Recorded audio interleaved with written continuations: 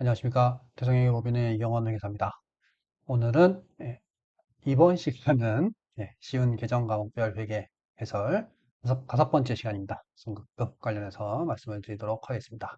계속적으로 말씀을 드리고 있는데 이게 이제 옛날에 제 블로그에 수록되어 있는 쉬운 계정 과목 해설 총 24편에 대해서 좀 설명을 드리고 있습니다. 이번 강의는 다섯 번째 성급급입니다. 성급금의 정의는 뭐 간단하죠. 성급 먼저 준 거, 재화를 인도받거나 용역을 제고받지 않았는데 먼저 돈을 준 거. 여기서 이제 건설 중인 자산과 미착품을 좀 구분해야 된다고 제가 명시를 해드렸는데, 건설 중인 자산은 유용 자산에 대한 성급을 건설 중인 자산으로 회계 처리해라. 지금 뭐 많은 회사들도 좀 헷갈리시는 분들도 있을 텐데, 유용 자산, 뭐 기계, 토지, 건물에 대해서 그냥 성급금으로 계상하는 회사들도 있는데 그거는 이제 건설 중인 자산으로 회계 처리하라고 한 4, 5년 전에 정리를 해 줬습니다. 왜냐하면 성급금 유동자산에서 유용자산인 비유동자산으로 대체하는 건 조금 오해의 소지가 있다. 그래서 비유동자산인 건설 중인 자산으로 처리했다가 본계정으로 대체해야 하는 게 좋겠다라고 정리를 해 주었습니다. 그래서 유용자산에 대한 성급은 건설 중인 자산, 그리고 재고라든지 비용 쪽에 대한 성급한 부분은 성급금으로 회계 처리를 해라. 음. 또 하나 이제 미착품을 좀 구분을 해야 될 필요가 있는데요. 우리가 선적지 인도 조건으로 수입을 한다. 미국에서 수입을 한다. 근데 걔네들이 선적했어. 우리는 이미 일부 돈을 줬어요. 선급금을 해놨겠죠? 선적하는 순간 그 재고는 이제 우리의 재고이기 때문에 선급금에서 재고자산인 미착품으로 대체를 해줘야 됩니다. 그래서 선급금과 유사한 계정 과목 두 개에 대해서 설명을 드렸습니다.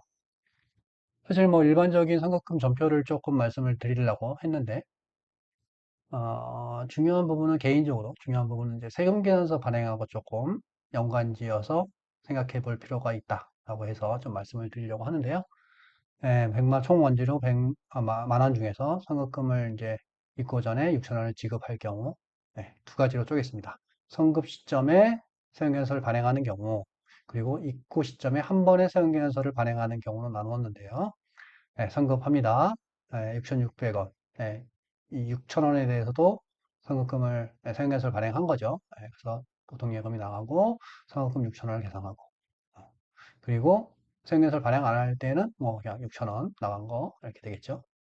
세금계산서도 발행 안 했는데 6,600원을 주는 경우는 별로 없겠죠. 그래서 보통은 이런 회계 처리가 됩니다. 입고 시에 이제 만 원짜리 원재료 만 원을 하고 선급금 6,000원을 없애고 뭐 이런 분계. 그리고 선급금 6,000원 없애고 세금계산서를 한 번에 끊으니까 공급가액 4,000원에 부가세 1,000원 해서 5,000원이 되겠죠. 이런 식으로 회계 처리가 될 겁니다. 왜 이 얘기를 하냐가 중요하겠죠. 결국 제가 요약에 써놨는데 세금계산서 여부와 관계없이 재화의 인도 영역의 완료 여부에 따라 선급금을 계상을 해야 된다. 이 얘기는 뭐냐?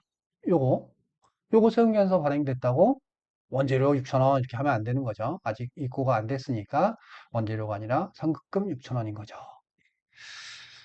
왜 이 얘기를 또 하느냐? 많은 부분들이 좀 헷갈려 하시는 분도 있습니다. 사실 세금계산서 발행 규정은 부가세법에 명시되어 있습니다. 보시면 원칙은 재화가 인도될 때, 그리고 뭐 용역 공급이 완료될 때, 이게 원칙입니다. 세금계산서는 이때만 세금계산서를 발행해라 라고 되어 있죠. 근데 문제는 거래 종류별로 뭐 여러 가지 규정이 있고, 뒤에 보시면 또 특례라고 해서 뭐 여러 가지 종류의 규정들이 있습니다. 잠깐 보겠습니다. 거래별로 뭐 장기 할부로 돈을 지급할 경우에는 뭐 1년 이상일 경우에 해당이 되는데, 대가를 각 부분 받기로 한 때, 받은 때가 아닙니다. 받기로 한 때, 계약서상. 완성도 지급 조건부는 뭐냐면 어떤 큰 어떤 프로젝트인 거죠. 이 분할하에서 어떤 진행 정도에 따라서 분할하여 받기로 한 때, 그러면 그 대가를 각 부분을 받기로 한 때 사용계약서를 끊어라. 그다음에 중간 지급 조건부는 6개월 이상 되면서 또 3번으로 쪼개지는 경우를 중간 지급 조건부라고 하는데, 그것도 각 대가의 각 부분을 받기로 한 때 서형계산서를 끌어라. 이렇게 되어 있습니다. 특이하죠? 이런 거래들은 결국 계약서상 대가를 받기로 한 때에 해당 금액에 대해서 서형계산서를 발행해라. 어, 또 특례가 있습니다. 재화와 유역이 완료되거나 인도되지 않았다 하더라도 돈을 바로 줬을 때는 서형계산서 발행할 수 있다. 바로 주지는 않지만 7일 이내에 줄 때 발행할 수 있다. 7일 이후라 하더라도 계약 약정상에 명시되어 있고 30일 내에 지급하는 거면 예, 미리 서형계산서를 발행할 수 있다. 그리고 같은 과세 기간이라면 서형계산서를 발행할 수 있다. 결국 뭐냐면 이게 선급급이라 하더라도 서형계산서를 끊을 수도 있고 안 끊을 수도 있다. 네. 서형계산서를 끊었다는 게 재화와 인도가 확정됐다는 건 아니다. 결국 부가세법과 회계는 시기적으로 차이가 있을 수 있다. 라는 말씀 꼭 드리고 싶습니다. 이렇게 회계와 세무는 다른 거죠. 말씀을 꼭 드리고 싶습니다. 그리고 이제 선급금의 외화한산인데요. 제가 뭐 현금성 자산이라든지 외상매출금 이럴 때 외화한산에 대해서 좀 말씀을 드렸는데요. 그러면 외화 선급금에 대해서 환산을 해야 되느냐? 예, 아니다. 왜냐하면 외화한산 대상은 화폐성 자산부채로 명시되어 있는데요. 화폐성 자산부채라고 하는 것은 화폐 수량이 결정이 되어 있어서 그 수량을 회수하거나 지급하는 자산부채를 얘기합니다. 외화선급금은 우리가 재화를 받거나 용역을 받는 것으로 이제 제거가 되잖아요. 결국 화폐 금액으로 확정이 되어 있는 게 아니라 준 돈은 화폐로 좋긴 했겠지만 그게 없어지는 과정이 재화나 용역의 회수다. 그래서 화폐성 자산이 아니다. 근데 만약에 외화를 다시 회수를 해 오면서 재고가 되는 부분이 있다면 그거는 당연히 외화 환산 대상이겠죠. 예, 결국 이 외화로 지급한 부분이 아니라 그 선거금이 없어질 때 뭔가 화폐가 왔다 갔다 하느냐에 따라서 화폐성 대상이냐 아니냐 그리고 외환산 대상이냐 아니냐가 결정이 됩니다. 어렵죠? 그래서 일반적인 외화 선급금은 환산 대상이 아니다라고 생각하시면 좋을 것 같습니다. 그리고 이제 마지막으로 제가 설명드린 게 뭐 질문도 굉장히 많고 해가지고 제가 정리를 해봤는데요. 원재료 수입 관련된 선급금 전표를 한번 생각해 보겠습니다. 총 이제 10불인 원재료에 대해서 1불에 대해서 선급금을 지급했습니다. 수입 조건은 FOB, 선적지 인도 조건. 결국 그쪽에서 해외에서 하면 이제 우리가 재고가 되는 거죠. 근데 환율이 선급할 때 1,000원이었고, 그 선급할 때 1,000원, 선적할 때 1,100원, 그리고 최종 입고됐을 때 1,200원일 때 어떻게 되느냐.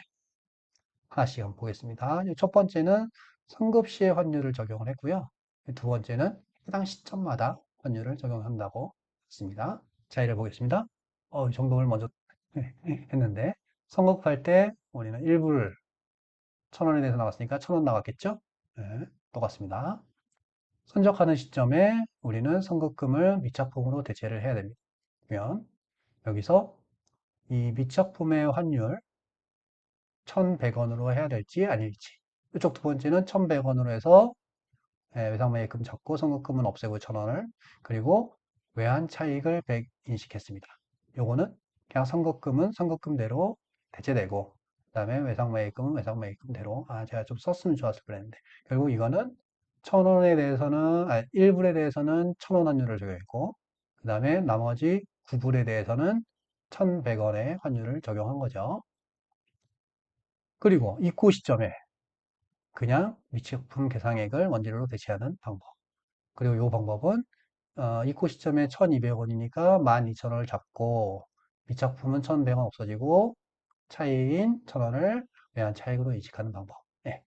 정답은 이거라고 지금 정리가 됐고요. 이런 부분은 회계기준서에도 나와 있고 사실 부가세법도 이제 해당 외화 금액, 지급한 금액을 부가세 신고해라라고 되어 있습니다. 근데 이제 실무상 참 어렵죠. 네. 그래서 저는 개인적으로 이렇게 좀 회계 처리를 쉽게 하고 하는 걸 좀 권고를 하고 있습니다. 왜냐하면 환율의 변동은 크지 않을 거고, 그거에 대한 중요성은 크지 않을 테니까 좀 편한 방법으로 하는 게 좋지 않겠느냐라고 좀 말씀은 드리는데요. 근데 최근에 좀 환율 변동이 커서 이렇게 했을 때 좀 이펙트가 좀 있지 않을까. 뭐 손익사항은 아니니까 뭐 상관은 없을 수도 있다라고 생각할 수도 있고요. 어쨌든 우리는 또 정답은 알고 해야 되니까 정답이 이렇게. 사실 이 근거는 선급금 및 적품 모두 비합대성 자산이기 때문에 환산이 없이 그냥 대체만 되는 거죠. 그게 이제 어떤 이론적인 근거라고 보시면 좋을 것 같습니다. 정답은 이렇게 대체되는 건 그냥 대체해라 생각하시면 좋을 것 같습니다. 마지막으로 우리가 결산할 때 선급금 계정은 결국 어떤 본계정으로 대체해야 될 부분이잖아요. 그죠? 원재료로 가든지 뭐 상품을 가든지 아니면 비용 처리가 되든지 결국 이 선급금에 남아 있다는 얘기는 좀 그런 대체가 안 됐을 수도 있으니까 꼭 봐야 됩니다. 본계정 대체를 추가로 해야 될 건 없는지 선급금을 보면서 잔액을 보면서 한번 쭉 보시면 좋을 것 같고요. 그리고 이제 매입 채무 미지급금이 마이너스 우리가 이제 돈 막 선급해주고 받고 그런 것들 거래들을 그냥 비일비재하는 거래처도 있을 테니까 그럼 결국 우리가 돈을 많이 줘서 매입 채무 미지급금이 마이너스 나 있는 거래처는 없는지 마이너스 났다면 그거를 선급금으로 대체를 해야 되는 건 아닌지 무조건 마이너스라고 선급금 대체는 아니죠. 오류일 수도 있으니까 마이너스 난 거래처에 대해서 선급금 대체를 해야 되는지 여부를 확인을 하는 작업 필요할 것 같습니다. 그리고 오래된 선급금 대체할 건 없는지 뭐 세금 계산서 사실을 안 받았다고 선급금을 놔두는 회사도 많잖아요. 그러니까 그거는 원칙적으로 회계적으로는 좀 비용 처리를 해야 되는데 비용 처리를 한다는 얘기는 재화의 인수 용역이 완료가 됐다는 의미니까 세금 계산서 문제가 제대로 세금계산서를 안 받았다는 반증이 될 수 있으니까 조금 걱정스러운 부분이 있습니다.